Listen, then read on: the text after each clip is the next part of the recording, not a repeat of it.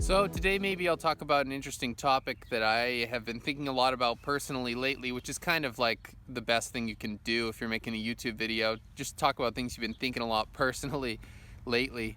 Um, so real estate.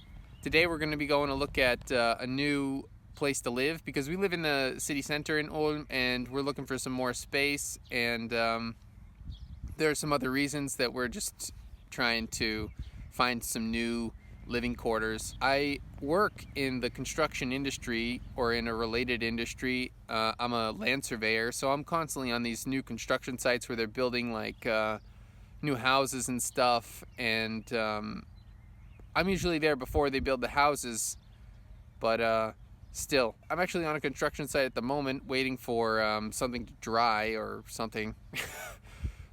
I'm not exactly sure, but they need to finish welding something before they can move it into place before we can measure it. But anyway, um, yeah, you can see like the construction here is really good, but it's expensive. Here, check this out. This is the what do you call the Randstein? What do you call that in English? The curb. They have the curbs built, which means that the streets are almost ready to be paved. And this is a Neubaugebiet, a new building area, and they're going to have some new houses here, maybe about 15, 20 houses, and some of them will be single family, some of them will be like double houses, like duplexes. The thing with the double house is you actually only own half of it. It's kind of like a condo situation.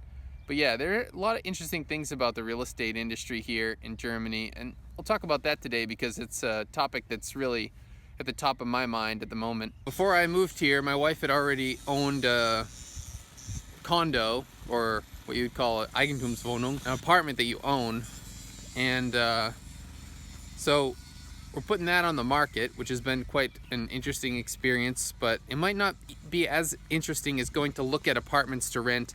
And actually yesterday we went and looked at a building, or yeah, house, with the intent to potentially buy it, just checking it out, going on the tour of the house. And that was an interesting experience as well. Real estate is actually one of the best investments you can make as a normal person. And there are some pretty interesting differences between the United States and the United States and Germany in this regard, because Germany is really, really tenant friendly, whereas the United States is a little bit more landlord friendly. Within the United States there are differences, but still, like, Germany would probably be the most tenant-friendly state ever in the United States if you were to compare them on that level. And the real estate prices are interesting too, and the relationship between rent and the purchase price and the quality construction, all of it's very interesting. The whole land development scene is very interesting. The whole geography of it is a bit different.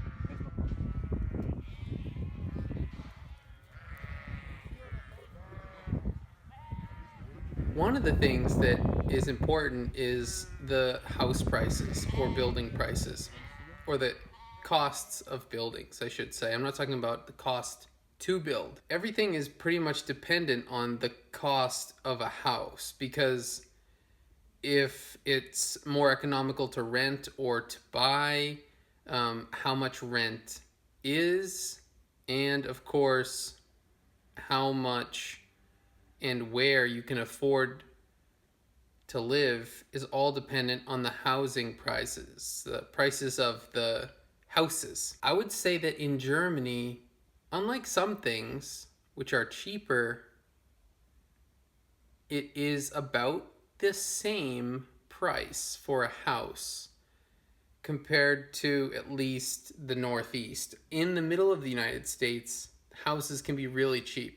It's all about location, and that is the cliche in real estate, and they say it in German as well as in English: location, location, location. I read it the other day in the newspaper: Lage, Lage, Lage. The first thing about real estate that's interesting, you earn less money in Germany, and your groceries are cheaper, for example. You have a lower cost of living in that regard. You don't have to pay as much for the same amount of groceries. The first time that I went to Aldi, we were checking out, and I thought it was going to be about 100 euros or dollars, whatever. For me, the currency is ultimately just whatever it is. It's one. Because if you're in Great Britain, although they have really strong currency, you're not going to see too many things in the supermarket for 20 cents. It's going to be like 25, 50, 75. But you'll rarely see something for 12 cents just because it's a strong currency. They'll just put it at 25 cents anyway. So you're paying one unit of whatever it is. So it's a full conveyor belt at the grocery checkout, and I expect it's going to be about $80 to $100. And it was 37 because they have these discounter grocery stores. I know we're talking about real estate, but here, the point is, like, I have a picture here. This is 20 euros of groceries from Aldi. And in the United States, you're not getting that for 20 euros. Although the bananas might be a little bit cheaper. And gas might be cheaper in the United States, but I wouldn't say that houses are more expensive in the United States. However, I have seen that rent prices in the United States are higher. What that does mean is if you're investing in real estate, it can really help you to create a positive cash flow. And the big complaint of the Germans is that the prices of rents are going up too much, but also that the price of housing is going up too much. And then everyone says, I don't know how these people afford this. I don't know how these people afford these houses. Well, the best bet is probably to do a modular house. But there are so few construction spots that it can be really hard to find the land that you need to build on. And then you have to do this big application process. It's not like just finding a construction site or an empty lot of land in the woods in Colorado and just throwing up a house. There's a huge bureaucratic spider web you have to go through. They build these houses which cost quite a lot to build because a lot of them are doing it quite expensively in the hopes that this thing is going to appreciate in value over time anyway, which it probably will. Real estate does tend to go up.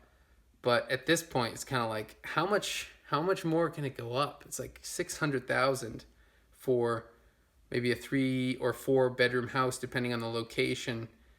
And if you get something for $400,000, it's usually a pretty big fixer-upper. How much more can a single-family home appreciate? Is Ulm going to become a city where a decent house is $1 million? I don't think so. Like 600,000 is quite a lot. And you can find houses for under 400,000 here in the Ulm area, but that's not common. And usually when you look inside, it's like, this thing needs a major renovation. And the idea that you're going to pay 400,000 and then renovate is pretty intimidating. So you might just say, all right, why don't we just take out a $600,000 loan and build our own house? Or you take out a $500,000 loan, put all the trouble in of building your own house, and then when it finally gets onto the market, then it's $600,000 because, well, you put all that time and effort in. You want it to be worth more than the loan at least. And so now the prices are like kind of ridiculous. But then the rent prices are actually pretty cheap. And you wonder, how can these people be making any money? You make less money in Germany. You pay more taxes. You save money on some things like groceries, but you pay about the same as the Northeast, say, New England, for real estate. And starting with the housing prices, where everything else is pretty much based off of, the price for rent is basically based off the housing prices, based off of the market value of the buildings. And that just sets the tone for everything.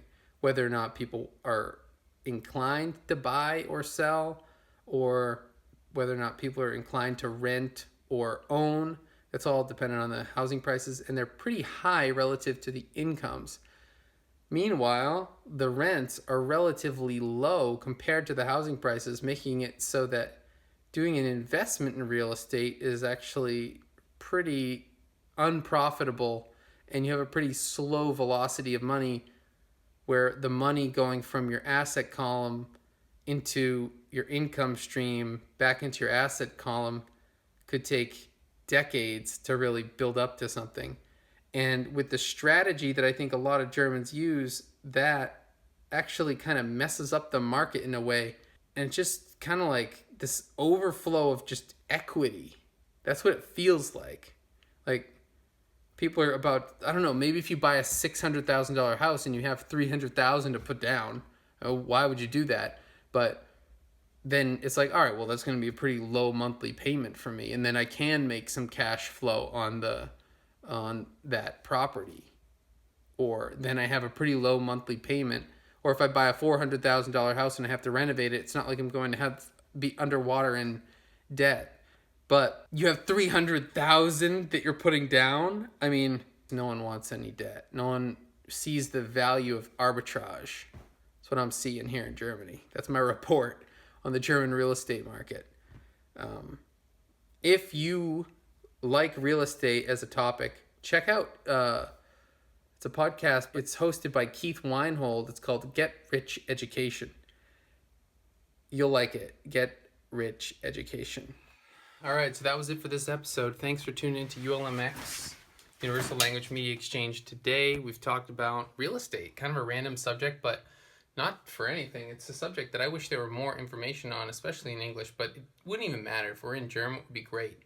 But no one seems to be talking about these ratios, and it's a question that I've asked Google a lot and haven't been able to get an answer for. Kind of like the phenomenon, if you're familiar with the German tax system for property tax, Grundsteuer, it's based on this thing called Einheitswert, and you can't look it up, you can't calculate it yourself, so you're just totally in the dark, just throwing a number into this, like, you can get a calculator for property tax, but this input, the Einheitswert, is impossible to find, so you're just throwing something into that formula.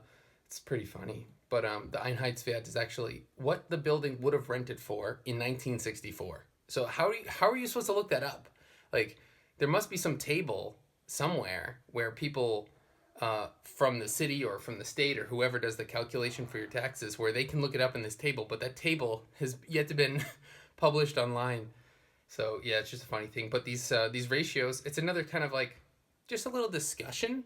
It's a discussion I don't think people are really having on the internet, and it makes it kind of hard for you to get a grasp on it. And I've been reading and looking up and doing calculations myself with Excel and a calculator and whatever, and just like kind of comparing and contrasting it for a while. And this is the kind of stuff I've come up with, what I've like seen as just differences between the United States and Germany, essentially. Just on the paper, just on numbers. Of course, the buildings are different.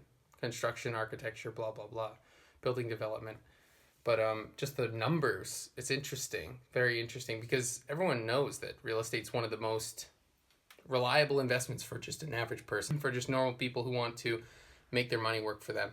And it's just a totally different scene here, totally different scene. There are a lot of different scenes in life in Germany, real estate.